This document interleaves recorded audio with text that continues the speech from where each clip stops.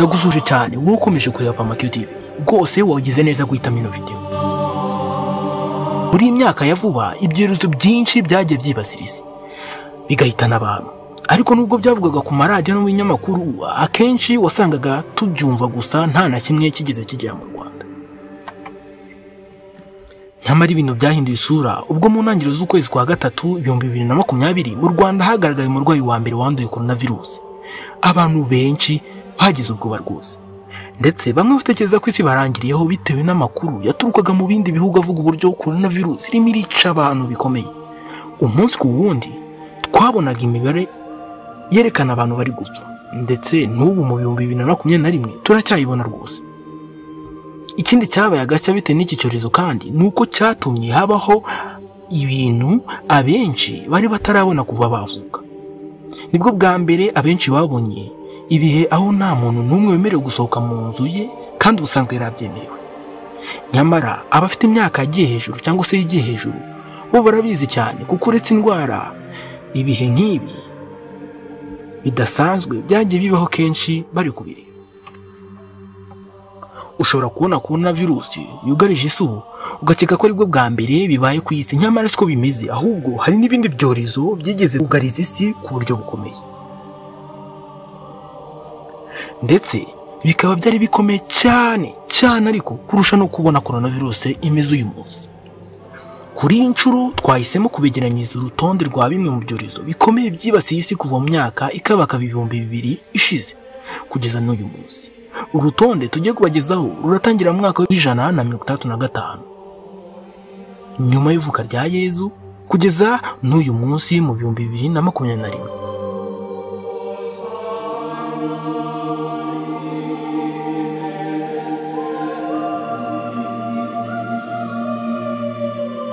Ku mwanya wa mbere haza Antonine Plague.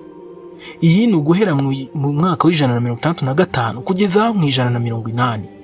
Iki ni icyorezo cyadutse hagati y'umwaka w'165 na 180. Abahanga bavuga ko icyo gihe isi yari ituwe n'abantu basaga miliyoni 150 gusa. Antonine Plague icyo gihe yahitanye abantu babarirwa muri miliyoni 5. Antonine Plague nayo yari indwara yibasiraga imyanya y'ubuhumekero cyane, ndetse igahitana benshi mu bayanduye. Iyi yazahaje cyane ubwami bw'Abaroma, ndetse byatangajwe ko yakwirakwijwe cyane n'abasirikare bajyaga ku rugamba.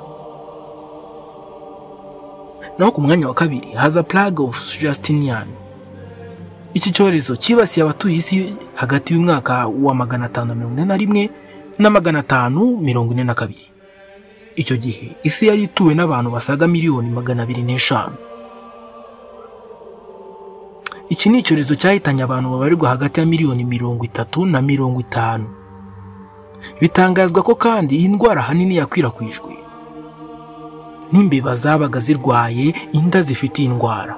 Iyi nayo iri mu byahitanye abantu benshi mu gihe gito yamaze, dore ko kitarenze umwaka. Ku mwanya wa gatatu haza Japanese smallpox epidemic. Ubundi kugira ngo icyorezo cyitwe epidemic nuko kiba kibasiye igihugu runaka cyangwa se agace kamwe, ariko iyo cyamaze gukwira isi yose icyo gihe cyitwa pandemic. Niyo mpamvu ubona korona virusi bayita pandemic. Iki cyorezo rero kibasiye igihugu cy'Ubuyapani hagati y'umwaka wa 735 na 737, ndetse icyo gihe gihitana abarenga miliyoni. Bivugwa neza ko iki cyorezo cyahitanye abantu benshi bageze kuri 1/3 cy'abaturage bose bari batuye Ubuyapani icyo gihe. Ubwo cyadukaga isi yose yari ituwe n'abantu basaga miliyoni 210. Bivugwa kandi ko icyo cyorezo kugira ngo kigere mu Buyapani cyazanywe n'abarobyi, ari nabo bagiye bacyanduza abandi baturage. Naho ku mwanya wa kane haza Black Death. Iki cyorezo kibasiye isi hagati y'umwaka w'1347 na 1351. Cyiswe urupfu rwirabura. Iki bivugwa ko ari cyo cyorezo cyahitanye abantu benshi ku isi, kubera ko babarirwa muri miliyoni 200 bahasize ubuzima. Icyo gihe isi yari ituwe n'abantu basaga miliyoni 440. Ibaze ko hapfuye abantu miliyoni 200. nukuri cyari giteye ubwoba. Bivugwa ko kandi abaturage bo ku mugabane w'Uburayi bagera kuri 60% bose bahitanywe n'iki cyorezo. Iki cyanduriraga mu mwuka ku buryo guhumeka umwuka w'ucyanduye byatumaga nawe uhita ufatwa, ndetse abantu bagenda bapfa gutyo. Ku mwanya wa 5 haza New World Smallpox. Smallpox ntabwo ari guciyumva, nari nayikubwiyeho. Iyi yaje ari New World Smallpox. Iki cyorezo nacyo kibasiye isi ahagana mu mwaka w'1520.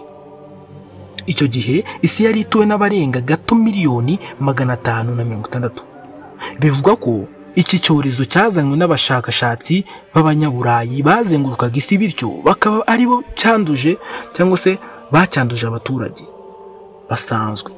Cyahitanye abantu basaga miliyoni 55 ku isi hose. Ku mwanya wa 6 haza Italian plague. Iki cyorezo kibasiye Ubutaliyani hagati y'1629 ndetse no mu 1631. Bivuga ko cyazanywe n'abasirikare bari bavuye ku rugamba, maze nabo bacyanduza igihugu cyose. Iki cyahitanye abagera kuri miliyoni, ndetse bivuga ko abo cyahitanye banganaga na 25% by'abari batuye Ubutaliyani bwose icyo gihe. Iri janisha riri hejuru pe. No ku mwanya wa 7 haza Great Plague of London. Iki cyorezo cyo kibasiye umurwa mukuru w'Ubwongereza, London cyangwa se London. Mu mwaka umwe cyahamaze gusa cyahitanye abantu basaga ibihumbi 100. Aba bakaba baranganaga na 1/4 cy'abari batuye uwo mujyi icyo gihe. Umuntu wanduraga iki cyorezo mu minsi 14 gusa yahitaga yitaba Imana, cyangwa se mu minsi 14 yahitaga apfa. Umwanya wa 8 haza cholera pandemic. Iki cyorezo cya cholera kiri mu byahangayikishije isi cyane, ariko by'umwihariko ibihugu bikomeye birimo na Leta Zunze Ubumwe za Amerika. Icyo gihe isi yari imaze guturwa n'abantu basaga miliyari 1. Bivugwa ko iki cyakwirakwizwaga ikoreshwa ry'amazi mabi ndetse n'umwanda. Cyahitanye abantu bagera kuri miliyoni, ndetse na n'ubu mu bihugu bimwe na bimwe bitaratera imbere iki cyorezo kiracyica abantu. No kuvuga kiracyahari. Ku mwanya wa 9 haza Third Plague Pandemic. Iki cyatangira mu mujyi wa Yunnan mu Bushinwa mu mwaka w'1885. Isi yari ituwe n'abagera kuri miliyari 1 na miliyoni 300. Iki ariko nubwo cyatangiriye mu Bushinwa, siyo cyahitanye abantu benshi, kuko cyisha abagera kuri miliyoni 2 mu Bushinwa ndetse na miliyoni 10 mu Buhinde. No kuvuga ko cyahitanye abasaga miliyoni 12. Naho ku mwanya wa 10 haza Russian flu. Iki cyorezo cyitiriwe ibicurane byo mu Burusiya. Kibasiye isi hagati y'1889 n'1890. Ubwo isi yari imaze guturwa n'abagera kuri miliyari 1 na miliyoni 600. Iki cyatangiriye mu mujyi wa Bukhara mu Burusiya, maze gikwira mu bice bitandukanye bigizwemo uruhare n'ubwikorezi bwari bugezweho icyo gihe, bwiganjemo za gari ya moshi. Iki cyahitanye abagera kuri miliyoni. Naho ku mwanya wa 11 Yellow fever cyangwa se fièvre jaune. Iki cyorezo kibasiye cyane Leta Zunze Ubumwe za Amerika. Bivuga ko icyo gihe cyazahashe cyane igice cya Philadelphia, aho byatangajwe ko cyakwirakwizwaga n'umubu. Iki cyahitanye abantu bagera ku bihumbi 150 bose. Naho ku mwanya wa 12 haza Spanish flu. Ibi bicurane byiswe bya Espagne byibasiye isi nyuma gato yuko intambara ya mbere y'isi irangiye. Mu myaka 2 gusa cyamaze cyahitanye abantu basaga miliyoni 50. Aba bakaba baruta kure cyane abari bamaze kugwa mu ntambara ya mbere y'isi yari imaze imyaka 4. Muri icyo gihe isi yari ituwe na miliyari 1 na miliyoni 845. Abagera kuri miliyoni 500 banduye iki cyorezo. Bikaba bivugwa ko cyavuye mu ngurube kikabona kwinjira mu bantu. Naho ku mwanya wa 13 haza Asian flu. Iki nacyo ni icyorezo cyo mu bwoko bw'ibicurane by'ingurube. Iki cyatangiriye mu Bushinwa mu mujyi wa Guangzhou, maze kiza guhitana abagera kuri miliyoni 2. Abatuye isi bari bageze kuri miliyari 2 na miliyoni 870. Ku mwanya wa 14 haza HIV cyangwa se sida kugeza n'ubu.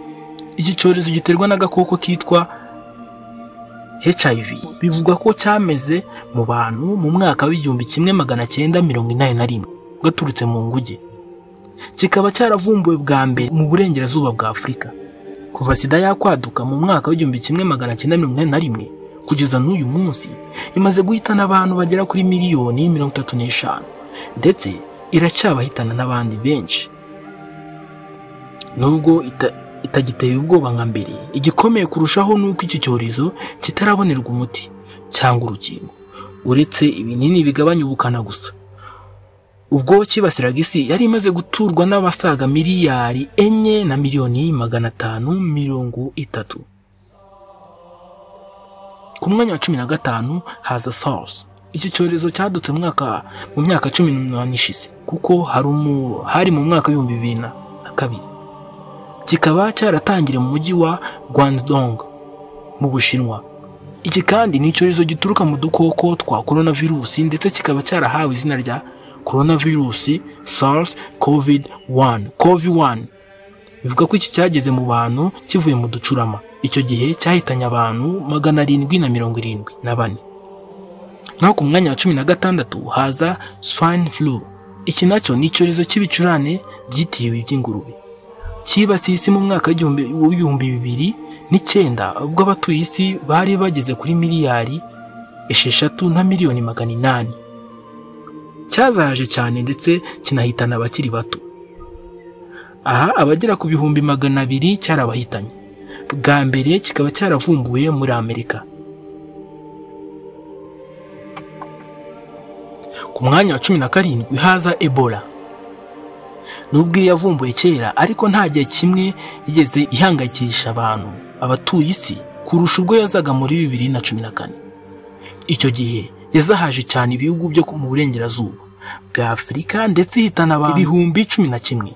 Ebola bivuga ko ari nayo ikomoka ku nyamaswa z'agasozi ndetse ikaba ari mbi cyane kuko ihitana abarenga 90% by'abayanduye. Ku mwanya wa 18 haza MERS. MERS nayo ni indwara iterwa n'agakoko ka korona virusi. Iyi bivuga ko yatangiriye muri Arabia Saudite mu mwaka w'2015 aho byavuzwe ko abantu bayanduye iturutse mu ngamiya.